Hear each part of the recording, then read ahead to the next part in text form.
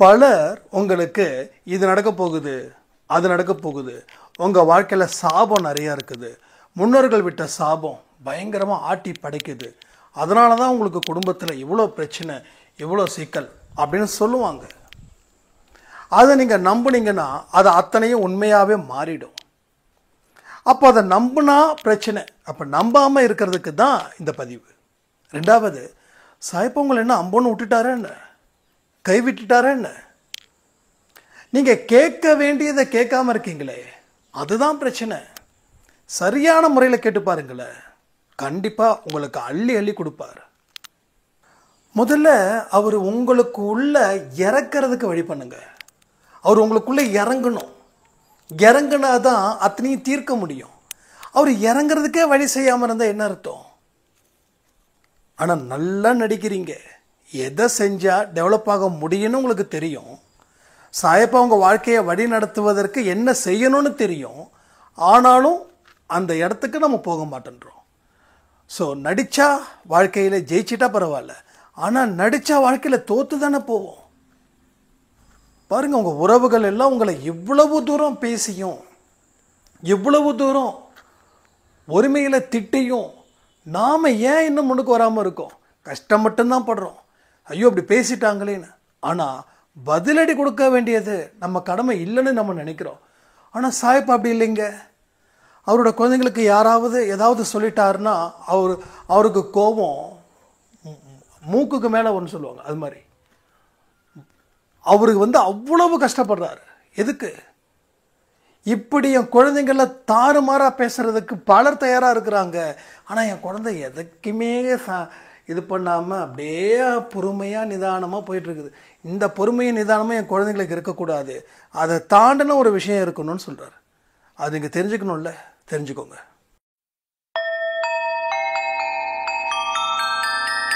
ஓம் சாயிரா சாயிரா, ஓம் சாயிரா சாயிரா, ஓம் சாயிரா சாயிரா, அன்பே சாயிரா, பேரன்பே சாயிரா, அகிலம் தளிக்க ஆத்மா விழிக்க அனுதினம் சாயிரா, எங்கள் அன்பே சாயிரா.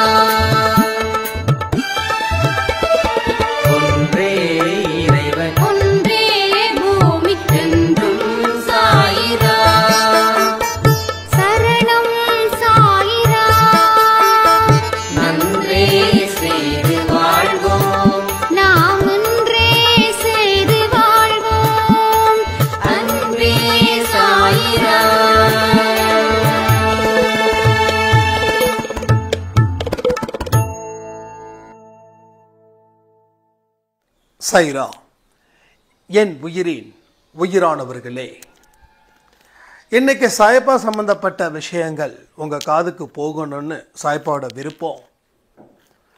உங்கள் வாழ்க்கை எப்படிப்பட்டதா இருக்க போகுது, அதை எப்படி மாற்றணும், அவர் உங்களுக்காக எந்தெந்த வழிகளை ரெடி பண்ணியிருக்காருன்றதையும் நீங்கள் தெரிஞ்சுக்கணும்.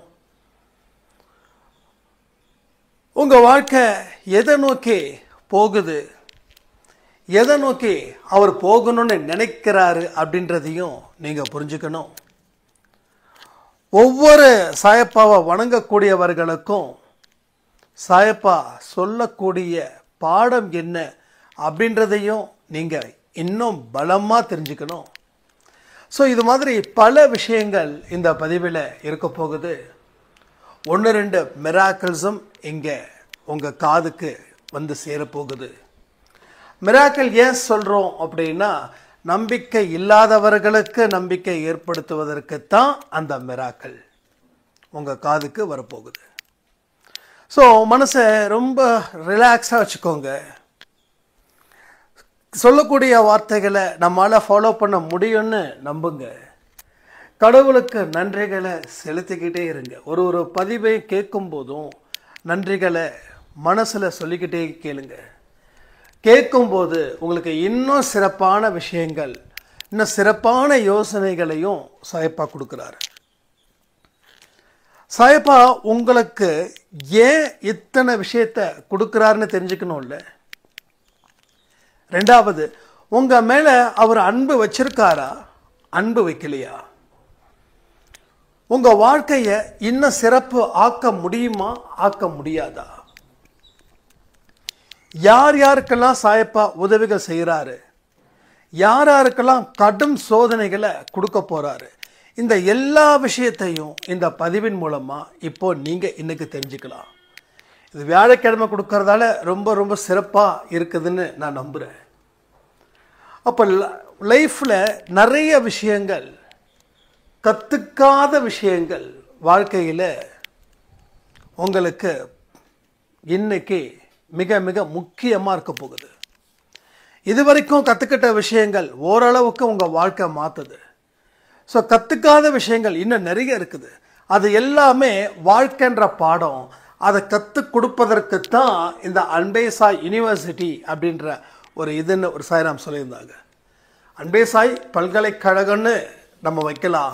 அத்தனை அன்பே சாய் குடும்பத்தில் இருக்கக்கூடிய குழந்தைகளும் பேராசிரியராக இருக்கணும்னு நான் கனவு பார்த்தேன் அப்படின்னு ஒரு சாய்ராம் சொல்லியிருந்தாங்க. ஏன்னா வாழ்க்கையை பற்றி யூனிவர்சிட்டிஸ் என்ன சொல்லிக் கொடுக்குது? படிப்பை பற்றி சொல்லிக் கொடுப்பாங்க. வாழ்க்கையோட அனுபவத்தை பற்றி ஒரு சிலது மட்டும்தான் சொல்லிக் கொடுக்க முடியும். ஆனால் அன்பே சாயில் ஒவ்வொருத்தவங்க அனுபவமும் அது இன்னொருத்தங்களுக்கு பாடமாக அமையுது. அதை நம்ம தீர்க்கமாக கற்றுக்கிட்டு இருக்கோம். ஸோ ஏற்கனவே சொன்னது போல் பக்தி மார்க்கம், ஞான மார்க்கம், இந்த ஞான மார்க்கத்தில் நம்ம மூழ்கிக்கிட்டு இருக்கோம். பக்தி மார்க்கத்தை சும்மா ஊர்க்கா மாதிரியும், ஞான மார்க்கத்தை ஒரு மிகப்பெரிய ஒரு ஃபுட்டு மாதிரியும் நாம் இங்கே வந்து கொண்டு வந்து சேர்த்துருக்கோம். அதுவே நமக்கு கிடைச்ச மிகப்பெரிய ஒரு பரிசு சாயப்பா கொடுத்ததா இருக்குதுன்னு நான் நம்புகிறேன். அப்போ சாயப்பா ஏன் திரும்ப திரும்ப உங்ககிட்ட வந்து சில விஷயத்த சொல்லிக்கிட்டே இருக்காருன்னா, அதுக்கு ஒரே விஷயம், நீங்கள் வாழ்க்கையில் நல்லதை செய்யணும், நல்லதை நினைக்கணுன்றதை தாண்டி நம்பிக்கை வச்சு வாழணும். உன்னுடைய சாயப்பா உனக்கு செய்யாம வேற யாருக்கு செய்ய போறாரு அப்படின்ற ஒரு நம்பிக்கையை விதைச்சி நீ வாழு. எந்த காரியத்தை தொடங்கும் போது இது இப்படி ஆயிடும் நினைக்காத. எல்லாமே உனக்கு நல்லதா தான் இருக்கும். நீ செய்யக்கூடிய காரியம் தோல்வி அடைஞ்சாலும் அந்த தோல்வி அடைஞ்சது நல்லதுன்னு இன்னொரு வெற்றி உனக்கு நிரூபிக்கும். இதெல்லாம் அவர் நமக்கு சொல்லிக் கொடுத்த பாடம். நம்ம வாழ்க்கையில் நிறைய அனுபவத்தை கற்றுக்காம விட்டுடுறோம். ஏன்னா நமக்கு நல்ல விஷயமும் வெற்றியும் மகிழ்ச்சியும் சந்தோஷமும் தான் நல்லதுன்னு நாம் நினைக்கிறோம். இதுக்கு எதிராக ஏதாவது விஷயம் வந்துருச்சுன்னா அது கெட்டதுன்னு நாம் நினைக்கிறோம். ஸோ கெட்டது எங்கே மறுபடியும் திரும்ப திரும்ப வந்துடுமோன்னு நினச்சி எந்த முயற்சியும் செய்யாமல் விட்டுடுறோம். ஏதோ ஒரு வழியில் போகிறோம். கண்ணை கட்டி ரோட்டில் நடந்தால் என்ன நடக்குமோ அப்படிப்பட்ட வாழ்க்கையை தான் இந்த நிமிஷம் வரைக்கும் பலர் வாழ்ந்துக்கிட்டு இருக்காங்க. சிலர் தப்பிச்சிட்டாங்க, பலர் வாழ்ந்துக்கிட்டு இருக்காங்க. இது எவ்வளவு பெரிய ஒரு முரண்பாடாக மாறப்போகுதுன்றதை இப்போ தெரியாது, வாழ்க்கையில் இன்னும் சில வருடங்கள் கழித்து தெரியும். அப்போது உங்களை பாதுகாப்பாக பார்த்துக்கிறதுல அவரை விட்டால் வேற யாரும் கிடையாது. ஒரு சாய்ராம் சொல்லியிருந்தாங்க, நான் இப்போ தான் ஒரு முயற்சி எடுக்கலான்னு நினச்சேன், ஆனால் வேண்டான்னு முடிவு பண்ணேன். வேண்டான்னு முடிவு பண்ண உடனே சரி அன்பே சாய் அடைய பதிவை கேட்கலாம் அப்படின்னு சொல்லி லேட்டாக கேட்டேன். அதில் நீங்கள் சொன்னீங்க, எந்த ஒரு விஷயத்தையும் செய்யறதுக்கு முன்னாடி இது இப்படி நடக்குன்னு யோசிக்காத அப்படின்னு. நான் உடனே இது எனக்கு சாயப்பா கொடுத்த ஒரு வார்த்தைன்னு சொல்லி இமீடியட்டாக அந்த முயற்சிக்கு அதை தடை விதிச்சேன்னா அந்த தடை விதித்த முயற்சியை மறுபடியும் நான் ஓப்பன் பண்ணேன். எனக்கு இப்போது மிகப்பெரிய சந்தோஷமும் மிகப்பெரிய நம்பிக்கையும் எனக்கு வந்துச்சு அப்படின்னு. இதுலேருந்து என்ன தெரியுதுன்னா, சாயப்பா தன்னுடைய குழந்தைங்களுக்கு ஏதாவது ஒரு கன்ஃபியூஷன்ஸ் இருந்துடுச்சுன்னா அதை அவர் சரியான வழியில் கொண்டு வந்து சேர்க்கிறாரு. இப்படி என் வாழ்க்கையில் பல விஷயங்கள் நடந்திருக்குது. எனக்கு பெரிய பெரிய அதிசயமும் அற்புதமும் அன்பே சாயில் இருக்கிறதுக்கு முன்னாடி என்னைக்கு அவரை தேடி நான் போனேனோ, அவர் என்னை தேடி வந்தாரோ அப்பையில் இருந்து இப்போ வரைக்கும் இந்த நிமிஷம் இந்த நொடி வரைக்கும் எனக்கு திரும்ப திரும்ப அற்புதமும் அதிசயமும் யாராவது ரூபத்திலேயோ இல்லை ஏதாவது வார்த்தைகள் மூலமாகவோ வந்துக்கிட்டே இருக்குது. ஏன்னா அப்போ தான் எனக்கு தெரியுது 24 மணி நேரமும் சாயப்பா நம்மளுடன் இருக்கிறார், நம்ம கூடவே சுற்றிக்கிட்டே இருக்கிறார். இந்த கருடன் சுத்தம் தெரியுங்களா? அது போல் இங்கே இருக்கக்கூடிய அன்பு உள்ளங்கள், உண்மையான உள்ளங்கள், சாயப்பாட உண்மையான குழந்தைங்களுக்கு மட்டும்தான் இது நடக்குது, எல்லாருக்கும் நடக்காது. அது புரிஞ்சுக்கணும். ஏன்னா இன்னும் பல பேர் வந்து எங்கிட்ட மெசேஜ் பண்ணுறதோ இல்லை கேள்வி கேட்குறதோ பார்த்தீங்கன்னா அர்த்தம் இல்லாததாக இருக்கும். ஸோ அவர்களுக்கெல்லாம் எதுவுமே நடக்க போவது இல்லை. ஏன்னா அவங்க மனசு இன்னமும் மாறணும். ஸோ இன்னமும் அந்த மனசு மாறலை. அவங்க மாறுவதற்கு முயற்சி செய்கிற மாதிரியும் இல்லை. பல பேருக்கு தெளிவாக சொல்லியாச்சு, இந்த மனசை வச்சுக்கிட்டு அவர்கிட்ட நீங்கள் நெருங்க முடியாது, இவ்வளவு அழுக்கான மனசை வச்சுக்கிட்டு அவர்கிட்ட நெருங்கினா அவர் கொஞ்ச காலம் உங்கள் கூட இருப்பார், அதையும் தாண்டா அவர்களை விட்டுட்டு போயிடுவார் அப்படின்னு. ஆனால் அதை புரிஞ்சிக்காமல் இன்னமும் பலர் இருக்கத்தான் செய்கிறாங்க. பட் அவங்களுக்கு நல்ல புத்தியை கொடுக்கணும்னு நம்ம அன்பே சாய் குடும்பத்தில் இருக்கிறவங்க மூலமாக பிரார்த்தனையும் செஞ்சுக்கலாம். ஏன்னா என்னால் திருப்பி சொல்ல முடியல தனிப்பட்ட முறையில். இப்படி நடக்குது, அப்படி நடக்குது, அது நடக்குது, இது நடக்குது அப்படின்னு சொல்கிறாங்களே தவிர நீங்கள் நல்லபடியாக நடக்கணுன்ற விஷயத்தை நம்ம சொல்கிறத அவங்க காதில் வாங்கிக்கவே இல்லை. அதனால் எந்த மனசில் அவர் இறங்குறாருன்னு தெரிஞ்சுக்கணுன்னா, எந்த மனசு அந்த மனசுக்குள்ள ஒரு சுத்தமான ஒரு இடம் இருக்குதோ அந்த இடத்துல அவர் இறங்கி வாசம் செய்கிறார். ஒரு சாயிரம் சொன்னாங்க, 12 மணி 1 மணி ஆச்சுன்னா சுருட்டு வாசனை அடிக்குது.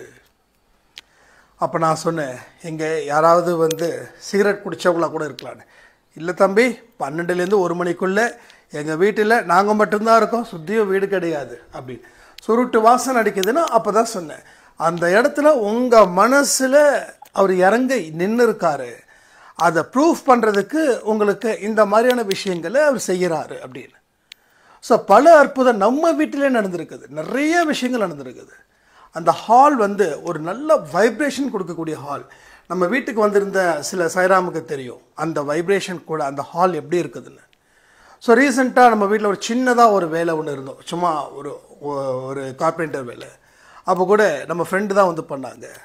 பண்ணிவிட்டு கையை கொடுத்துட்டு, சார் இது வந்து ரொம்ப சூப்பராக எக்ஸலண்ட்டான ஒரு வைப்ரேஷன் சார், இது வந்து இந்த இடத்துல வந்தாவே அவ்வளவு நிம்மதி, அவ்வளோ ரிலாக்ஸேஷன் கிடைக்கிது சார், என்ன சார் பண்ணீங்க அப்படின்னு. ஒன்று தான் சொன்னேன், இதில் இறங்கி அவர் நிற்கிறாரு, அதனால் அந்த வைப்ரேஷன் கிடைச்சிருக்குதுன்னு. அப்போ இறங்கி நிற்கிறாருன்னா நம்ம மனசு அந்த அளவுக்கு சுத்தபத்தமாக இருந்தால் மட்டும்தான். ஓகே, வீடு சுத்தமோ இல்லை இடம் சுத்தமோ இல்லை, மனசு சுத்தமாக இருந்துச்சுன்னா அத்தனையும் சுத்தமாக இருக்கும். மன சுத்தம் இல்லைன்னா அத்தனையும் எவ்வளோ பெரிய மாளிகை வீட்டில் நீங்கள் பூஜை ரூமில் வச்சுருந்தாலும் சரி, அந்த இடத்துல எந்த வைப்ரேஷனும் இருக்காது. ஒரு ஆர்டிஃபிஷியல் ஃப்ளவர்ஸை பார்த்துருக்கீங்களா? அது போல தான் இருக்கும். ஒரிஜினல் ஃப்ளவர்ஸ் நல்ல வாசம் கொடுக்கும், ஆனால் ஈவினிங் காஞ்சிடும். ஆர்டிஃபிஷியல் ஃப்ளவர்ஸ் எப்பயுமே ஒரே மாதிரி இருக்கும், அதுக்கு வலிக்காது, ஏன்னா அதுக்கு உயிர் கிடையாது, அதனால் அதுக்கு வாசனையும் கிடையாது. ஸோ எல்லா வீட்லேயும் பூஜை ரூம்ஸ் எப்படி இருக்கணும்னா, எவ்வளோ சின்னதோ எவ்வளோ பெருசோ அதை பற்றி கவலை இல்லை. சாய்பாவோட சிலை ரொம்ப குட்டியாக இருந்தாலும் பரவாயில்ல, மீடியமாக இருந்தாலும் பரவாயில்ல, இல்லை 6 அடி 7 அடி இருந்தாலும் பரவாயில்ல, அந்த இடத்துல ஒரு வைப்ரேஷன் இருந்தால் மட்டும்தான் அது நடக்கும். நானும் நிறைய சாய்பா கோயிலுக்கு போயிருக்கேன். ஒரு சில கோயிலில் போனால் உடம்பெல்லாம் புல்லரிக்கும், சில கோயிலில் போனால் ரொம்ப நேச்சுரலாக இருக்கும். அங்கே சுற்றி முற்றி பார்க்கும்போது என்னமோ ஏனோ தோணுன்னு சொல்லி அவர் சிலையை வச்சுட்டு சும்மா அப்படியே வந்து தீபாராதனை காட்டுவாங்க. பட் அங்கே இருக்கிற அந்த ஐயர்லாம் பார்த்தீங்கன்னா, அந்த குருக்கள்ஸ்லாம் பார்த்தீங்கன்னா ஏதோ பேசிக்கிட்டு ஜாலியாக சிரிச்சுக்கிட்டு அப்படி இருப்பாங்க. ஸோ அந்த இடத்துல வந்து கோயில் இருக்கும், சாமி இருக்கும், ஆனால் அங்கே இடத்துல ஒரு வைப்ரேஷன் இருக்காது. ரைட், அந்த இடத்துல ஒரு வைப்ரேஷன் நிச்சயமாக இருக்காது. ஸோ எந்த இடத்துல தெய்வம் இருக்கோ அந்த இடத்துல ஆட்டோமேட்டிக்காக வைப்ரேஷன் இருக்கும். ஸோ இது எல்லாமே நடக்குது. எல்லா விஷயங்களையும் நல்லா வாட்ச் பண்ணால் உங்களுக்கு பல உண்மைகள் புரியும். நம்ம எமோஷ்னலாகவே இருந்துகிட்ருக்கோம், அதனால தான் நம்மளால் எதுவுமே செய்ய முடியல. நம்ம லைஃப்பில் பார்த்திங்கன்னா மனசு ஒன்று நினைக்கும், நம்ம செயல்படுறது வேறு ஒன்றா இருக்கும். பட் இந்த மாதிரியான விஷயங்கள் மூலமாக தான் பல விஷயத்தை நம்ம கவனிக்க தவறுறோம். கவனிக்க தவறும் போது தான் வாழ்க்கையே கேடாக முடியுது. இப்போ எல்லா விஷயத்தையும் நம்ம அப்படி தான் இருக்கிறோம். ஒரு சாதாரண விஷயத்தில் கூட ஒரு கவனம் வைக்க முடியல. ஏன் நமக்கு பிடிச்ச விஷயத்தில் கூட கவனம் வைக்க முடியல. இங்கே எத்தனையோ பேருக்கு மூவிஸ் பிடிக்கும், எத்தனையோ பேருக்கு சாப்பாடு பிடிக்கும், எத்தனையோ பேருக்கு ஃப்ரெண்ட்ஸ் கூட சேட் பண்ணவோ பேசவோ பிடிக்கும், எத்தனையோ பேர் பாட்டு கேட்க பிடிக்கும். ஆனால் எதையாவது நம்ம முழுமையாக கேட்டுருக்கோமா? உங்களுக்கு பிடிச்சதை கூட முழுமையாக கேட்க முடியல அப்படின்னும் போது உங்கள் மனசு எந்த அளவில் இருக்குதுன்றதை யோசிச்சு பாருங்கள். அப்போது இந்த மாதிரியான விஷயத்தை கவனிக்க தவறும் போது தான் நம்ம கவனிக்காமல் இருக்கோமோன்னு நமக்கு தோணுது. எப்போ நம்ம நினைக்கிறோம் தெரியுமா? வாழ்க்கையில் இறுதி டைம், நமக்குன்னு ஒரு டைம் இருக்கும். அது உங்களுக்கு 30 இருக்கலாம். இறுதி டைம்னா அந்த இறுதி டைம் கிடையாது. நம்ம வாழ்க்கையில் என்னப்பா சாதிச்சோன்னு சொல்லி ஒரு பார்டர் லைன் வச்சுருப்போம். அந்த பார்டர் லைன் வந்து நமக்கு இரிட்டேட்டிங்காக இருக்குதா சந்தோஷமாக இருக்குதான்றது முக்கியம். 30 வயசு ஆகிடுச்சு இன்னும் சரியாகலை அப்படின்னு நினைப்போம். அப்போது அந்த 30 ஆயிடுச்சேன்னு சொல்லி ஃபீல் பண்ணி அந்த 30க்கு மேலே 40க்குள்ளே வாழ்க்கையை அமைச்சிக்கிறவங்களும் பார்க்குறேன். இன்னும் சில பேருக்கு 40 ஆகி தான் அந்த ஃபீலிங்ஸ் வருது. இன்னும் சில பேருக்கோ 50 தாண்டி தான் அந்த ஃபீலிங்ஸ் வருது. ஸோ 50 தாண்டுற வரைக்கும் கூட பிரச்சனை கிடையாது. 60 10 வருஷம் இருக்குது இன்னும் லாட்டா. ஆனால் 60 தாண்டினவங்களுக்கும் ஃபீலிங்ஸ் வருது. அப்போ 60 வயசு வரைக்கும் நீங்கள் என்ன செஞ்சீங்க அப்படின்னா, நீங்கள் எதையுமே கவனிக்கலை, எந்த விஷயத்தையும் கவனிக்கலை, எல்லாம் உங்களுக்குள்ளே நடக்குது, எதையுமே கவனிக்கலை. ஸோ கவனிக்காத எந்த ஒரு விஷயமும் வாழ்க்கையில் விஷயத்தை கொடுக்குது, திருப்பி ரிப்பீட் பண்ணி நம்மளே அடிக்குது, அடித்து தவசம் பண்ணுது.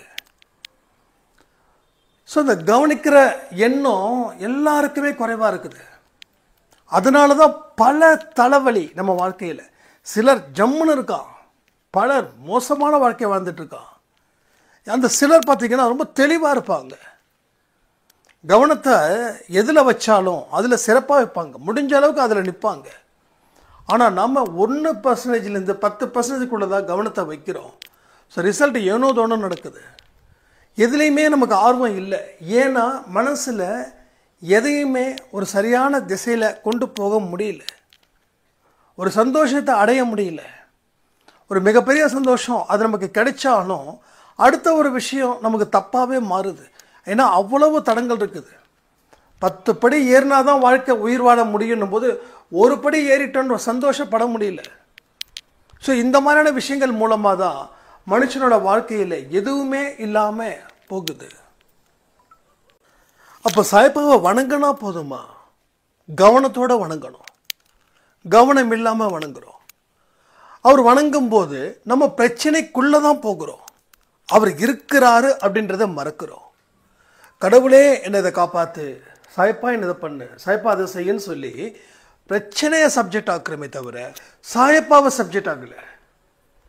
அந்த அப்போ ப்ராப்ளத்தை பேசுறதுக்கு அவர் இடத்துக்கு போகிறோம். அப்போ அந்த ப்ராப்ளத்துக்கு உள்ளே தான் சிக்கிறோம்.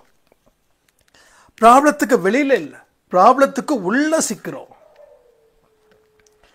அப்போ நமக்கு முன்னாடி கடவுள் இருக்கிறாரு, அவர் நம்முடைய பிரச்சனையை தீர்ப்பாருன்னு நாம் நம்பலை. ரெண்டாவது, அந்த மாதிரி ஒரு மனசில் இடத்தையும் வைக்கல. ஆனால் நாம் செஞ்சது என்னவோ, அவர் இப்படிப்பட்ட ஒரு விஷயத்தில் இருக்கிறாருன்னு தெரியாமல் நாம் ஒரு பலகீனமான மனுஷங்கிட்ட நாம் ஒரு குறைய சொல்லிக்கிட்டு இருக்கிற மாதிரி அவர்கிட்ட சொல்லிக்கிட்டு இருக்கோம். அப்போது உங்களோட தேடுதல் கடவுளை பற்றி இல்லை, உங்கள் தேடுதல் பிரச்சனைகளை பற்றி. உங்கள் தேடுதல் சிக்கலில் இருந்து வருவதற்கு இல்லை, உங்களுடைய தேடுதல் சிக்கல்களை பற்றி. உங்களோட தேடுதல் வெற்றியை நோக்கி இல்லை, உங்கள் தேடுதல் தோல்வியை நோக்கி. இதெல்லாம் கொஞ்சம் கவனமாக சொல்லி கேட்டு பாருங்கள். பதிவை ஒரு தடவை புரியலைன்னா அகைன் ரிப்பீட் பண்ணி கேளுங்க. அப்போ கூட ஏன் தெரியுமா உங்களுக்கு புரியாமல் இருக்குது? நான் சொல்லும்போது உங்கள் பிரச்சனைகளை ஃபேஸ் பண்ணி உங்கள் மைண்டு போகுது. அதனால நான் சொல்லக்கூடிய வார்த்தை வெறும் சத்தமாக கேட்குது. ஆனால் நீங்கள் கேட்குறதோ உங்கள் மனசில் இருக்கக்கூடிய பிரச்சனைகளை. அப்போ நான் சொல்லுவது வெறும் சத்தம். அப்போ உங்களுக்கு புரியாமல் கூட இருக்கலாம். அப்போ திருப்பி நம்ம அந்த பிரச்சனையை நோக்கி நம்ம மனசு போகுதுன்னா அதை போக விட்டுருங்க. மறுபடியும் எங்கேருந்து ஸ்டார்ட் பண்ணீங்களோ அங்கே இருந்து மறுபடியும் திருப்பி கேளுங்க. அப்போ கேட்கும்போது நோட்ஸ் எடுக்கும்போது உங்களுக்கு ஒரு புரிதல் வரும். இங்கே நிறைய பேர் நோட்ஸ் எடுக்க ஆரம்பிச்சிட்டாங்க. அன்றைக்கி நான் சொன்னேன் ஒரு சாய்ராம் மட்டும்தான் நோட்ஸ் எடுக்கிறாங்கன்னு. இப்போ நிறைய பேர் அந்த இடத்துக்கு வந்துட்டீங்க. உண்மையிலே சொல்கிறேன், வெரி வெரி வெரி பவர்ஃபுல். எந்த ஒரு விஷயத்தையும் நோட்ஸ் எடுக்கிறதுன்றது உங்களுக்குன்னு புரிஞ்ச ஒரு லாங்குவேஜில் நீங்கள் எழுதி வச்சுக்க, அதை திருப்பி திருப்பி வாசிக்கும்போது உங்களுக்கு இன்னும் உங்களுடைய பவர் அதிகரிக்குது. ஸோ ஒரு எக்ஸலண்ட் பவரை நம்ம மிஸ் பண்ணிக்கிட்டு இருக்கோம். நம்ம எல்லாம் மிஸ் பண்ணுறோம், அந்த பவரை நம்ம மிஸ் பண்ணுறோம். அப்போ பவரை மிஸ் பண்ண என்ன ஆகும்? பவரை மிஸ் பண்ணா பவர் இல்லாத மனுஷனாக போயிடுவோம் தானே. எதை மிஸ் பண்ணுறோமோ அதை தானே நம்ம ஆகுவோம். அப்போது எல்லா விஷயத்தையும் நாம் என்ன பண்ணுறோம்? அலட்சியப்படுத்துகிறோம். அலட்சியப்படுத்தக்கூடாதுன்னு நினைச்சாலும் நமக்கே தெரியாமல் பல விஷயத்தை அலட்சியப்படுத்திக்கிட்டு தான் இருக்கோம். 4 வருஷமாக நான் அன்பேசாயில் இருக்கேன், இன்னமும் நான் நினச்சது நடக்கலைன்னு ஒரு சாய்ராம் சொன்னாங்க. ஏன்னா நம்ம பாசிட்டிவாக இருக்கிறதையும் பேசுகிறோம், நெகட்டிவாக இருக்கிறதையும் பேசுகிறோம். அப்போ 4 வருஷமாக நான் ஒவ்வொரு விஷயத்தை கேட்குறேன். பதிவுகளை எப்படி கேட்குறீங்க? ஒரு நாளைக்கு ஒரு பதிவு ஷுவர். எப்படி கேட்குறீங்க? வேலை செய்யும்போது கேட்பேன். இப்போ வேலை செய்யும்போது பதிவை கேட்டால் என்ன தெரியும்? கரெக்டாக இல்லையா? ஒரு பாட்டை வேலை செய்யும்போது கேட்கலாம். ஆல்ரெடி எத்தனையோ தடவை கேட்ட பாட்டு, ஓகே, நோ ப்ராப்ளம். ஆனால் ஒரு பதிவை ஒரு வேலை செய்யும்போது கேட்டால், அப்போது வேலை செய்கிறதுல கவனம் இருக்குமா இல்லை பதிவை கேட்குறதுல கவனம் இருக்குமா? பதில் சொல்லுங்கள் அப்படின்னு. அப்போ சொன்னாங்க, ஆமாம், கரெக்டு தான். அப்போ கேட்கறது தப்பு இல்லை, ஆனால் எந்த இடத்துல கேட்கணும் அது தப்பு, கரெக்டு. அதுதானே நமக்கு யோசிக்கணும். இப்போ நம்மளே என்ன சொல்லியிருந்தோம், 8 மணி ஆச்சுன்னா ஜஸ்ட்டு ப்ளே பண்ணி விட்டுருங்க, அதுபாடு கேட்குறத கேட்கட்டும். ஃபஸ்ட்டு ஒரு தடவை ட்ரையல் பார்த்துக்கோங்க, மறுபடியும் பொறுமையாக நிதானமாக உட்காந்து கேளுங்க. இப்போ 2 தடவை கேட்கும்போது, 2வது தடவை கேட்கும்போது நோட்ஸ் எடுங்க. அப்போ நோட்ஸ் எடுக்கிறது உங்களுக்கு பிடிச்ச லாங்குவேஜில் எழுதிக்கோங்க. Point 1, point 2, point 3. இப்போ நம்ம இது வரைக்கும் எத்தனை பாயிண்ட் வந்திருக்குன்னு தெரியல. இப்போ நீங்கள் நோட்ஸ் எடுக்கிறவங்க ஒவ்வொரு லைனுக்கும் ஒவ்வொரு பாயிண்ட்ஸ் எடுக்கலாம், உங்களுக்கு தேவையானதுக்கும் உங்களுக்கு பாயிண்ட்ஸ் எடுக்கலாம். ஸோ எத்தனை விஷயங்களை நீங்கள் செய்யலாமோ. அப்போ இதன் மூலமாக தான் நம்ம நிறைய நோட்ஸ் எடுக்க முடியும். நோட்ஸ்ன்றது பக்கமாக எழுதக்கூடாது. Point 1, point 2, point 3. இப்போ இதை எழுத உங்களுக்கு என்ன ஆகுது? திருப்பி வாசிக்க ஒவ்வொரு தடவையும் வாசிக்க ஒவ்வொரு விதமான முடிவுகளை அது கொடுக்கும். இதே தான் ஒரு சாய்ராம் சொல்லியிருந்தாங்க. ஆடியோ கொடுக்கும்போது 1ஆம் தேதி என்னைக்கு எழுதின ஒரு பாயிண்ட்டு, அதை மறுபடியும் நான் ரிப்பீட் பண்ணும்போது அந்த பாயிண்ட்டை படித்ததால் என்னால் முடிவெடுக்கிறதுல ரொம்ப ஈஸியாக இருக்குதுன்றாங்க. அதான் நான் சொன்னேன், ஆன்மீக வார்த்தைகள் ஒவ்வொன்றும் கடவுள் கிட்ட அடிப்படையாக கொண்டது, மனுஷன் அடிப்படையாக கொண்டது இல்லை. நல்லா புரிஞ்சுக்கோங்க. ஒவ்வொரு பதிவும் அன்பேசாயில் இருக்கக்கூடிய பதிவாக இருக்கட்டும், இல்லை வேறு யாராவது சில பதிவுகள் சொல்கிறவங்களா இருக்கட்டும், அவங்க கடவுளை பேஸ் பண்ணி ஒரு விஷயத்தை உங்களுக்கு சொல்கிறாங்கன்னா அது எல்லா காலத்துக்கும் பொருந்தும். ஆனால் மற்ற எந்த இன்ஃபர்மேஷனும் எல்லா காலத்துக்கும் பொருந்தாது. ஆனால் கடவுள் சம்பந்தப்பட்ட பதிவுகள் மட்டும் எல்லா காலத்துக்கும் பொருந்தும். இது நம்ம ராமாயணம், மகாபாரதம், பகவத்கீதை, இன்னும் எத்தனையோ இதிகாசங்கள்லாம் இருக்கு. அப்போது நம்ம தாத்தா படிச்சிருக்கிறது கூட இப்போ நம்ம படிக்கிறோம்.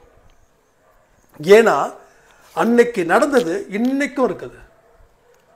எனக்கு இந்த மகாபாரதத்தில் ஒரு சில விஷயத்தை சொல்லும்போது என்னால் ஏற்றுக்க முடியாததாக இருந்தது. எப்படின்னா, இங்கே இருந்து எவ்வளவோ தூரம் நடக்கிற போரை இங்கேருந்து பார்த்து சொல்லுவாங்களாம். அந்த மன்னனுக்கு சொல்கிறாங்க, அந்த மன்னனுக்கு கண்ணு இல்லை, கண்ணு குருடு. அப்போ என்ன நடக்குது, அர்ஜுனன் என்ன பண்ணுறாரு, இது மாதிரி துரியோதனன் என்ன பண்ணுறாரு இப்படின்ற மாதிரியான சில விஷயங்கள் சொல்லும்போது நான் வந்து யோசித்தேன், என்ன கதை, பயங்கர கதை இருக்குதுன்னு. ஆனால் ஏதோ ஒரு இடத்துல நடக்கக்கூடிய ஐபிஎல் மேட்சை இங்கே உட்காந்து பார்த்துட்ருக்கோம். 7:30 மணிக்கு ஸ்டார்ட் பண்ணுறாங்கன்னா நாம் இங்கே உட்காந்து பார்த்துட்ருக்கோம். எப்படி? அப்போ அன்னைக்கு நடந்தது இன்னைக்கு இருக்குதா இல்லையா? அப்போ இது உண்மை, அதுவும் உண்மை. இது உண்மைன்னா அதுவும் உண்மை, இது பொய்ன்னா அதுவும் பொய். அப்போ என்னமோ ஒரு விஷயங்கள் இருக்குது. அப்போ அன்னைக்கு சொன்னது இன்னைக்கு வரைக்கும் நடக்குது. இன்றைக்கி லண்டனில் ஒரு கிரிக்கெட்டாக இருக்கட்டும், இல்லை ஒரு யூஎஸில் ஒரு கிரிக்கெட்டாக இருக்கட்டும், இந்த நிமிஷம் கூட நம்ம சேனலை நம்ம டிவியில் ஓப்பன் பண்ணால் லைவ்னு ஒன்று இருக்கும். அங்கே என்ன நடக்குதோ இங்கே நடக்குது. அங்கே டேவாக இருந்தால் இங்கே நைட்டாக இருந்தால் அதை பற்றி கவலை இல்லை. அங்கே என்ன எக்ஸாக்ட் டைமில் நடக்குதோ அதை நம்ம இங்கேயும் பார்த்துக்கலாம். ஸோ அதுதான் ஆன்மீகம். கடவுள் சம்பந்தப்பட்ட எந்த ஒரு விஷயங்களும் ஆரம்பத்தில் நம்பாத மாதிரி இருக்கும். ஆனால் சிச்சுவேஷன் வரும்போது அது எவ்வளோ பெரிய ஆச்சரியத்தை கொடுக்குன்றது என்ன மாதிரி சிலருக்கு மட்டும்தான் தெரியும். எத்தனையோ விஷயங்கள் என் வாழ்க்கையில் அத்தனை கடன்கள் இருக்கும்போது பக்கத்து வீட்டு அம்மா எனக்காக பிரார்த்தனை பண்ணும்போது நீ கடன் கொடுக்குற அளவில் நீ இருப்ப அப்படின்னு நினைக்கும் போது அந்த அம்மா மேலே எனக்கு அவ்வளவு ஆத்திரமாக வந்தது. அடுத்த வேளை சாப்பாட்டுக்கே என்ன பண்ணுறதுன்னு தெரியல. அடுத்த நிமிஷம் கடன்காரன் வந்தானா அவனுக்கு வட்டி கொடுக்கறது கூட 100-200 கிடையாது. நான் போய் கடன் கொடுக்குற அளவுக்கு நான் இருக்கிறேன்னா அப்போ என்னுடைய வருமானம் எந்த அளவுக்கு அதிகரிச்சிருக்கும். அதை தாண்டி என்னோட கடன்களை நான் அடைப்பேனா? அப்போ என்னோட கடன்களை அடைக்கணும், என்னோட வருமானத்தை பெருகணும், நான் நினச்ச மாதிரி வாழ்க்கை வாழ்வதற்கு உண்டான துட்டு வேணும். அது எல்லாம் எக்ஸஸாக இருந்தால் தான் நான் கடன் கொடுக்க முடியும். அப்போ அந்த அம்மா மேலே அவ்வளோ கோபம் வந்தது எனக்கு. ஏன்னா ஒன்றுமே இல்லாதவங்கிட்ட நீ அப்படி இருப்ப இப்படி இருப்பேன்னா ஆத்திரப்படுறது இயல்பு தானே. இப்போ என் மேலேயே இங்கே எத்தனையோ நம்ம அன்பே சாய் உறவுகள் வந்து கோவப்பட்டு இருக்கும். நீ தான் சொல்கிற, உனக்கு தான் நடக்குது, நீ சும்மா சொல்கிற அப்படின்னு. ஆனால் நடந்ததுக்கு அப்புறம்தான் என் மேலே உங்களுக்கு தனிப்பட்ட பாசமும் பிரியமும் வரும். இப்போ என் மேலே வச்சுருக்கிற கோபத்தை நான் தப்பு சொல்லவே மாட்டேன். ஏன்னா நானும் அந்த இடத்துலேருந்து வந்தவன் தான். மூணாவது ஆளுக்கு நடந்ததை அவங்க சொல்லி நான் கேட்கல, எனக்கு நடந்தது. என் வயிற்றில் எப்படிலாம் வந்து ஒரு உருண்டையாக முழுங்கினா எப்படி வயிறு கடமுடா பண்ணுமோ அப்படி தான் இருந்தது. 2 வருஷம் ரொம்ப கஷ்டம், பயங்கர கஷ்டம். அந்த நேரத்தில் இப்படிப்பட்ட விஷயங்கள் சொல்லும்போது இன்னும் கஷ்டமாக இருக்கும். நம்ம நினச்சது என்னென்னா அந்த அம்மா ஒரு 5-10 கொடுக்கும், இதை ஹெல்ப் பண்ண கேட்கும்னு. நம்ம போன இடத்துல என்னை உட்கார வச்சு நான் ப்ரேயர் பண்ணுறேன்னு சொன்ன உனக்கு கடுப்பாகுமா? கதை எனக்கு தேவை காசு. 2000 ரூபா கொடுத்தா யாருக்காவது வட்டிக்கு நான் கொடுத்துருவேன். அதை கேட்க நான் போனால் அந்த அம்மா நீ கவலைப்படாத, அதை பண்ணாத, இதை பண்ணாத, எல்லாம் சரியாக இருக்கும், எல்லாத்தையும் கடவுள் பார்த்துப்பாரு. ஜீசஸ் வந்து அவங்க கன்வெர்டட் கிறிஸ்டின், அவங்க ஜீசஸ் இருக்காரு, அவர் எல்லாத்தையும் பார்த்துப்பாரு அப்படின்னு சொல்லி தலையில் கை வச்சு ப்ரே பண்ணாங்க. அப்போ கோபம் எனக்கு என்னன்னா, கடவுள் எங்கேப்பா இருக்காரு? நானா தண்ணி அடித்தேனா, இல்லை தப்பான விஷயத்துக்கு நான் செலவு பண்ணினா? எதுவுமே பண்ணலை. ஆனால் எனக்கு இவ்வளவு பெரிய கஷ்டத்தை கடவுள் கொடுத்தாருன்னா கடவுள் மேலே வெறுப்பு வருமா வராதா? இப்போ தண்ணி அடித்து இல்லை தப்பான வழிக்கு நான் செலவு பண்ணி அதுக்கு நான் வட்டிக்கு காசு வாங்கியிருந்தா கரெக்ட். ஸோ என்னைக்கும் தப்பான வழிக்கு நான் செலவு பண்ணவே இல்லை. தண்ணி எனக்கு சுத்தமாக இல்லை. இது சத்தியமான உண்மை. இது ஏன்னா அந்த இடத்துக்கு நான் போகலை. அதாவது இதெல்லாம் தண்ணி அடித்த தப்பு அப்படின்னு நான் நினைக்கல. தண்ணி அடிக்கிறது எனக்கு பிடிக்கல. அது மாதிரி செட்டு எனக்கு அமையல. செட்டு இருந்தாலும் எவனாவது ஒருத்தர் காப்பாற்றுவான். மாப்பிள்ள அவன் தான் வந்து தெளிவாக இருக்கா, அவனையும் கெடுக்கணுமா? வேண்டாண்டான்னு. இல்லைடா எனக்கு கொஞ்சம் சும்மா ட்ரை பண்ணி பார்க்குறேன்னு அப்படின்னு சொன்னால் கூட வேண்டாம் நாங்கள் கெட்டது போதும், நீ அடங்கு அப்படின்னுவானுங்க. ஸோ ஏதோ ஒரு இடத்துல கடவுள் இருந்ததால் ஒருவேளை நான் ஓகேன்னா அப்புறம் பசங்க ஓகே தானே. அப்போ இதெல்லாம் பார்க்கும்போது நம்ம பண்ண காசு செலவு ஏதோ தப்பான விஷயத்துக்கு பண்ணனா கூட ஆமாம் பண்ணோம் அப்படின்னு. அப்போ எவ்வளவு டென்ஷன் ஆகும் கடவுள் மேலே. அப்போ தான் ஒரு விஷயத்தை கற்றுக்கிட்டேன். நீ நல்லவனாக இருக்கிறியோ கெட்டவனாக இருக்கிறியோ வல்லவனாயிரு. நீ நல்லவனாகவும் இருக்கணும், அதோட பேசிக் குவாலிஃபிகேஷன். ப்ளஸ் வல்லவனாக இருக்கணும். நல்லவனாக இருக்கிறது பேசிக் குவாலிஃபிகேஷன். அப்படி தான் இருக்கணும். இன்றைக்கி கெட்ட மனுஷங்க ஜாஸ்தி இருக்கிறதால நீ நல்லவனாக இருக்கிறதே பெருமையாக நினச்சி வாழ்ந்துட்டுருக்க. ஆனால் நீ வல்லவனாக இல்லை.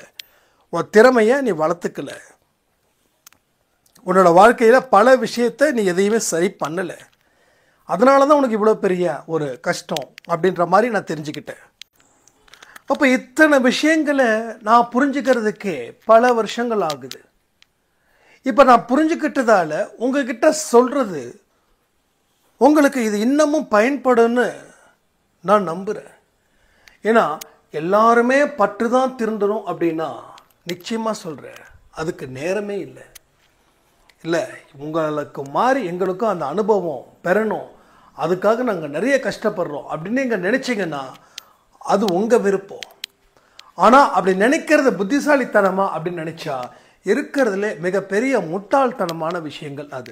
என்னுடைய அனுபவமும் இங்கே பல சாய்ராம் பற்றி நான் சொல்கிறேன் இல்லையா, அதுவும் உங்களுடைய அனுபவமாக நினச்சி எதை செய்யணும் எதை செய்யக்கூடாது, எப்படிப்பட்ட யோசனைகளை உருவாக்கணும், இதை எல்லாமே நீங்கள் தெளிவாக புரிஞ்சுக்கிட்டு இப்போவே நீங்கள் சரி பண்ணிட்டீங்கன்னா அந்த பிரச்சனையே கிடையாது. ஆனால் இதை தாண்டி நான் அனுபவிச்சு தான் நான் கற்றுப்பேன் அப்படின்னா நிச்சயமாக சொல்கிறேன், ஒரு படிக்கட்டையும் தாண்டது வானத்துக்கும் பூமிக்கும் இருக்கக்கூடிய வித்தியாசம் எவ்வளவோ அதை விட பெருசாக இருக்கும். ஏன்னா நாட்கள் இல்லை. இப்பயே சொல்கிறேனே, எனக்கு யாராவது இப்படி எடுத்து சொல்கிறதுக்கு ஒரு ஆட்கள் இருந்திருந்தாங்கன்னா 2 வருஷம் எனக்கு தேவைப்பட்டிருக்காது, ஜஸ்ட் 3 மாதம் போதும்.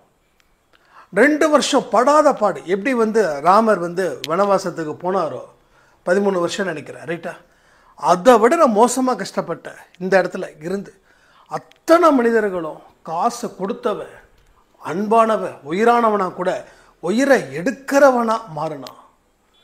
அப்போ அவங்க மேலாம் அவ்வளோ கோபம் வந்தது, அவ்வளோ கடுப்பு வந்தது. இப்போ யார் மேலேயும் எந்த கோபமும் இல்லை.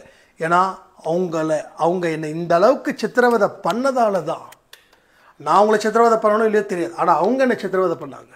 10,000 ரூபா கொடுக்க வேண்டிய இடத்துல கூட அவங்க எனக்கு டைமிங் கொடுக்காம என்னை கேவலமாக பேசி, என்கிட்ட பேசலை, என்னை சுற்றி இருக்கிறவங்க கிட்ட என்னை கேவலமாக பேச வச்சு என்னை ஒரு மாதிரி அருவருப்பான மனிதனாகவே பார்க்க வச்சாங்க. அந்த வெறி பயங்கரமாக இருந்தது. இதெல்லாம் தாண்டி வாழணுமான்ற கேள்வியும் இருந்தது. எதுக்கு திரும்ப திரும்ப என் விஷயத்த சொல்கிறேன்னா, உங்கள் மனசுக்கு கொண்டு போய் சேர்க்கணுன்றதுக்காக மட்டும்தான். உங்கள் மனசில் கொண்டு போய் சேர்க்கணும், அந்த ஒரே ஒரு விஷயந்தான், மற்றபடி வேறு எந்த விஷயமும் கிடையாது. ஏன்னா இது ஏன் ரிப்பீட்டட் சில விஷயங்கள் சொல்கிறேன்னா, இங்கே பணம் இல்லை, கடன், சொந்தக்காரவங்க மத்தியில் நிற்க முடியல, அவமானமாக இருக்குது, தூக்கில் தொங்கிடலாம் போல இருக்குதுன்னு தனிப்பட்ட முறையில் எனக்கு வந்த மெசேஜஸ் அப்படி. அப்போ எல்லாத்துக்கும் நான் தனித்தனியாக சொல்ல முடியாதுல்ல. அப்போ எனக்கு இதை ஒரு நல்ல இடமா சொல்கிறேன். ஆனால் இதை அவங்க கேட்குறாங்கன்றதான் உனக்கு முக்கியம். கேட்கலன்னா அது ஒன்றுமே பண்ண முடியாது. ஸோ பதிவுகளை கேட்கும்போது தான் ஒரு பதிவும் ஒரு பதிவுனா எல்லாமே அடங்கியிருக்கு. அதில் ஒரு 10 நிமிஷம் பேசக்கூடிய பதிவு இல்லை. இன்றைக்கி நம்ம 20 நிமிஷம் பேசுனதுக்கு ஒரு சாரம் சொன்னாங்க, சீக்கிரமாக முடிச்சிட்டிங்க, இன்னும் கொஞ்சம் நல்லா பேசியிருந்துருக்கலாம் அப்படின்னு 20 நிமிஷத்துக்கே. ஆனால் நிறைய யூடியூபர்ஸ் என்ன பண்ணுறாங்கன்னா, இப்போ நம்ம யூடியூபர்ஸ் சொல்ல வரல, ஜென்ரலாக சொல்கிறேன், நம்ம யூடியூப்பில் தானே கொடுக்குறோம், 10 நிமிஷம் 12 நிமிஷமே பெருசாக நினைக்கிறாங்க. ஆனால் நம்ம 20 நிமிஷமே என்னங்க 20 நிமிஷத்தில் முடிஞ்சிருச்சே பதிவு அப்படின்ற மாதிரி. நான் ரெடியாக தான் இருக்கேன். 1 மணி நேரம் 2 மணி நேரம் தாராளமாக டெய்லி 1 மணி நேரம் கூட கொடுக்கலாம். காலையில் 1 மணி நேரம், ஈவினிங் 1 மணி நேரம். எனக்கு இது பிஸ்னஸ் மட்டும் இல்லை அப்படின்னா இந்நேரம் இங்கேயே நான் உட்காந்துருப்பேன். 24 மணி நேரமும் லைவ்லேயே நம்ம போயிட்டுருக்கலாம். ஸோ எதுக்கு சொல்கிறேன்னா, எல்லாத்துக்கும் ஒரு நேரமும் ஒரு காலத்தையும் கடவுள் கொடுப்பார். இந்த நேரத்தில் இதை செய், அந்த நேரத்தில் அதை செய்யணும். அது எனக்கு மட்டும் இல்லை, நம்ம எல்லாருக்கும் அவர் அதை தான் கொடுத்துருக்காரு. நம்ம அன்பே சாய் குடும்பத்தில் இருக்கிறவங்க நல்லா வாழணுன்றது அவருடைய மிகப்பெரிய மோட்டிவாக இருக்குது. பாவம் தெரியுமா சாயப்பா? யாராவது பாவம் யாராவது சொல்லியிருக்கீங்களா என்னைக்காவது அவரை பற்றி? நான் கிட்டத்தட்ட 5 வருஷமாக சொல்லிட்டு இருக்கேன், பாவம் நீயே. ஏன்னா ஒவ்வொரு பக்தர்களும் நம்ம தெய்வமாக பார்க்கல, ஒரு பெரிய சக்தி வாய்ந்தவரால் நான் பார்க்கல. அப்படி பார்த்துருந்தா நான் இன்னைக்கு அவர்கிட்ட இவ்வளோ க்ளோஸாக இருக்க மாட்டேன். நம்ம அப்பாவாக நினைக்கிறேன், நம்மளுடைய தாத்தாவாக நினைக்கிறேன், நம்மளுடைய பாட்டனாக நினைக்கிறேன், நம்மளோட முப்பாட்டனாக நினைக்கிறேன். யாராவது ஏதாவது ஒரு விஷயத்த சொன்னால் அவர் எடுத்து சொல்லி புரிய வைக்கும்போது அது எவ்வளவு பெரிய கஷ்டமாக இருக்குது தெரியுமா? மனுஷன் அவனை சீக்கிரம் புரிஞ்சுக்கிறான். மனுஷன் பிடிவாதக்காரன். ஒரு கஷ்டத்தில் கூட எப்பா இப்படி பண்ணுப்பானா, இல்லை முடியாது, நீ பண்ணது தப்புன்னு நம்மள்கிட்ட சொல்கிறவன். அப்போது அவன் கஷ்டப்படுறதை பார்த்து நம்மளால சும்மா இருக்க முடியாது. இருந்தாலும் திரும்ப திரும்ப சொல்லுவோம். அவன் கேட்கவே மாட்டான். இப்போ ஒரு மனுஷன்கிட்ட சொல்லும் போதே கேட்கலன்னா, கடவுள் அவனுக்கு எப்படிலாம் சொல்லி புரிய வைக்கிறாருன்னா யோசித்து பார்க்கும்போது சாய்ப்பா ரொம்ப பாவமாக தெரிகிறார். ஏம்மா இந்த வீராப்பெலாம் வேண்டாம், இதெல்லாம் உன் வாழ்க்கையில் வரக்கூடாது அப்படின்னா நான் வீராப்பா இருக்கிறேன்னா அப்படின்னு திருப்பி எதிர்கேள்விகள் கேட்கக்கூடியவர்களும் இங்கே நிறைய பேர் இருக்காங்க. அப்போ எந்த வழியில் தான் அவர் சொல்ல முடியறதுன்னு தெரியல. நேரடியாக வந்தால் சொல்லுவார்னு பார்த்தா, நேரடியாக வந்தாலும் நம்ம மக்கள் அப்படியா அப்படின்ட்டு போயிடுறாங்க. அதே ஏற்கனவே சொன்னேன், ஒரு குடுகுடுப்புக்காரன் நீ நல்லா இருப்ப, சூப்பராக இருப்ப, சிறப்பாக இருப்ப அப்படின்னு மனம் குளிரும்படி சொன்னால் அவனை மதிக்கிறது இல்லை. ஆனால் அவன் ஒரு விஷயத்த சொன்னான்னு வச்சுக்கோங்க, ஏதாவது இடகுலமான விஷயம், அது பதைக்கக்கூடிய, ஏன்னா அவங்களாம் அதை கை தேர்ந்தவர்கள் இல்லை, எப்படி சொல்லணுமோ அப்படி சொல்லுவாங்கல்ல. அப்படி கை தேர்ந்தவர்கள் எந்த விஷயத்த சொன்னால் வீட்டில் இருக்கக்கூடிய கதவு திறக்கணும் அவங்களுக்கு தெரியாதா? அந்த விஷயத்த சொல்லும்போது அந்த கதவு திறக்கும். வெளியில் கத்திக்கிட்டு இருக்கிறவன் உள்ளே போவான். உள்ளே போயிட்டு அவனுக்கு வெளியில் வரும்போது ஒரு 10,000 ரூபாய் ஒரு சம்பளத்தை பார்க்காம வெளியில் வரமாட்டான். கரெக்டாக இல்லையா? அப்போ கொடுக்க நல்லா இருப்பான்னா 5 ரூபா கொடுப்போம், இல்லை 10 ரூபா கொடுப்போம். ஆனால் அவன் சொல்ல வந்த மெசேஜ் அவன் சொல்லுவான், இப்போ தான் ஜக்கம்மா சொன்னாங்க. என்னடா ஜக்கம்மா சொல்கிறாங்க, நம்ம காது கொடுத்து கேட்போம், என்ன சொல்கிறான் பாரு. நீங்கள் அவனுக்கு தெரியும் வீட்டில் நீங்கள் காது கொடுத்து கேட்பீங்க, ஏன்னா அவரோட எக்ஸ்பீரியன்ஸ் இருக்கும்ல, அவரும் தொழில் தானே பண்ணுறாரு. அது அப்போ என்ன ஆகுதுன்னா, ஜக்கம்மா இப்படி சொல்கிறாருன்னா ஆட்டோமேட்டிக்காக நம்ம வீட்டில் இருக்க கதவு திறக்கும். அப்படியா சொல்லிச்சு? ஆமாம் அப்படி தான் சொல்லிச்சு. ஏதோ பரிகாரம் இருக்குதா? அவன் அப்போ ரொம்ப பிகு பண்ணுவான். இல்லை அதை பண்ண முடியாது, நீயா தான் போய் வாங்க, நீ நம்ம கெஞ்சுவோம், ஐயோ என்னையா பரிகாரம் சொல்லியா, எவ்வளோ செலவானாலும் பரவாயில்ல சொல்லியான்னு. இப்போ அந்த குடுகுடுப்புக்காரனுக்கு நீங்கள் சொல்லக்கூடிய வார்த்தை ஒன்று சூப்பராக ஒன்று சொல்லிட்டீங்க, எவ்வளவு செலவானாலும் பரவாயில்ல, அவனோட உள்ள மகிழ்ச்சி அடையுது. வருமானம் வந்துருச்சு இன்றைக்கி, இன்னும் ஒரு வாரத்துக்கு இந்த வருமானத்தை வச்சு தான் அப்படின்னு. இல்லைங்க காசுக்கெல்லாம் நான் சொல்கிறவனா இல்லைங்க, ஜக்கமாக உங்களுக்கு சொல்லணும். அப்படி ஜக்கமாக உங்களுக்கு சொன்னாதான் நான் உங்களுக்கு என்ன செய்யணும்னு சொல்ல முடியும் அப்படின்னும். இவ ஜக்கமாக சொல்லியானும். அவர் இன்னும் ஓவராக சீன் போடுவான். ஒரு 20,000 ரூபாய் ஆகும், இதில் குறைச்சோ ஏற்றியோ வாங்க முடியாது, வச்சுருக்கீங்களா அப்படின்வான். என்னதான் 20,000? ஆமாம், ஒரு வாரத்துக்குள்ளே செய்யணும், இல்லைன்னா ஜக்கம்மா அப்படின்னும். ஐயோ இவன் வேற ஒரு வாரத்துக்குள்ளே செய்யணுன்றானே. எல்லாம் மிடில் கிளாஸ் ஃபேமிலி தானே. இப்போ பங்களா வீட்டில் போயிட்டு அவன் குடுகுடுப்புக்காரன்னா பங்களா வீட்டுக்காரனுக்கு தெரியுமா? நம்மளாம் மிடில் கிளாஸ் ஃபேமிலி, நம்மளாம் ரோட்டு மேலே வீடை வச்சுருப்போம். வெளியில் ஒரு சாதாரணமாக சவுண்டு கேட்டாவே ஆட்டோமேட்டிக்காக கதவு திறப்போம். அப்படி தானே எல்லோரும் மிடில் கிளாஸ் ஃபேமிலி தானே. இங்கே என்ன எல்லாமே அம்பானி ஃபேமிலியா? இல்லையே, அம்பானி ஃபேமிலிலாம் இல்லை இங்கே, எல்லாருமே மிடில் கிளாஸ் ஃபேமிலிஸ் தான் இங்கே. அப்போ என்ன தோணும், வெளியில் ரோட்டில் யார் என்ன பேசுனாலும் தெரியும். அப்போ இவன் குடுகுடுப்புன்னு அந்த சவுண்டு பாட்டாவே நம்ம வயிற்ற கலக்கும். ஒரு வாரத்தில் மறுபடியும் ஜக்கம்மா வருவா. ஜக்கம்மானா இவன் தான், ஜக்கம்மா வருவா, நீ கொடுத்துரு அப்படின்னு. சரி சாமி நீ வந்துரு சாமின்னு அடுத்த ஒரு வாரம் கரெக்டாக சொல்லி வச்ச மாதிரி 8 மணிக்கு ஷார்ப்பாக நின்றுடுவான். ஏன்னா அவனுக்கு டைம் கொடுப்பான். சும்மா 5,000 10,000 கூட அவனுக்கு தெரியும். வீட்டை பார்த்து அவன் இந்த வீட்டில் தேருமா தேராதுன்னு யோசிக்கிறவன். அப்போ ஓகே அடுத்த வாரம் வருவோம், அதை பண்ணுவோம் இதை பண்ணுவோம், ஓகே ஜக்கம்மான்னு எல்லோரும் போய் நீங்கள் எந்த பிரச்சனையும் இல்லைன்னுவான். ஆனால் பிரச்சனைக்கு தீர்ந்துச்சா? எத்தனை வீட்டை ஜக்கம்மா வசூல் பண்ணிட்டு போயிருக்குது, எத்தனை வீட்டில் பிரச்சனைகள் தீர்ந்துருக்குது? தீராது. ஏன்னா அது உண்மை இல்லை. உங்களுடைய பலகீனத்தை அவன் பயன்படுத்தி அவனுடைய வேலையை தீர்த்துக்கிட்டான், அவ்வளோதான். அதாவது அவன் நல்லவன் கிடையாது, அவன் கெட்டவன், ஆனால் வல்லவன்.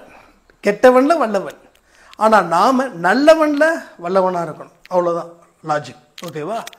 அதனால் எந்த ஒரு விஷயமும் மூட நம்பிக்கையை பேஸ் பண்ணி உள்ளே இறங்கிடாதீங்க.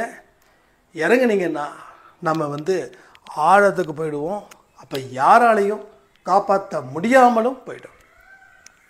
ஸோ எல்லாத்தையும் தாண்டி ஒரு வார்த்தைகள் மூலமாக தான் கடவுள் உங்களுக்கு நல்ல விஷயத்தை மட்டும்தான் கொடுப்பார், அதையும் புரிஞ்சுக்கணும். ஸோ நல்ல விஷயத்தையும் ஒரு அற்புதம் வாய்ந்த சக்தியான வார்த்தைகளையும் தான் பேசுவார். அப்போ இருக்கக்கூடிய கெடுதலையும் சொல்லுவார், இருக்கக்கூடிய நல்லதையும் சொல்லுவார். இந்த வழியில் போனால் உனக்கு ஆபத்து, இது நெகட்டிவ் கிடையாது. அப்போ ஆபத்தை எப்படி சொல்ல முடியும்? ஒரு மனுஷனுக்கு 2 விஷயத்தையும் சொல்லணும். இப்படி போனால் என்ன நடக்கும், இது உனக்கு சம்மதம் தானே போ. இப்படி போனால் என்ன நடக்கும், இது உனக்கு சம்மந்தமாக இருந்தால் போ. அப்போ எது சம்மந்தப்படுத்துகிறோம் நம்ம வாழ்க்கையில்? நல்ல விஷயங்களை சம்மந்தப்படுத்துகிறோம், அற்புதமான விஷயங்களை சொந்தம் கொண்டாடுறோம். ஸோ இதன் மூலமாக நம்ம வாழ்க்கையில் இன்னும் பல படிகள் ஏறி நம்ம சாதனையும் படைக்கலாம்.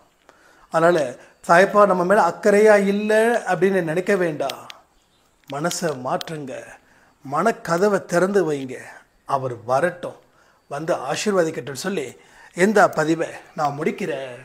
ஜெய் சாய்ராம். ஓம் சாயிராம். ஓம் சாயிராம்.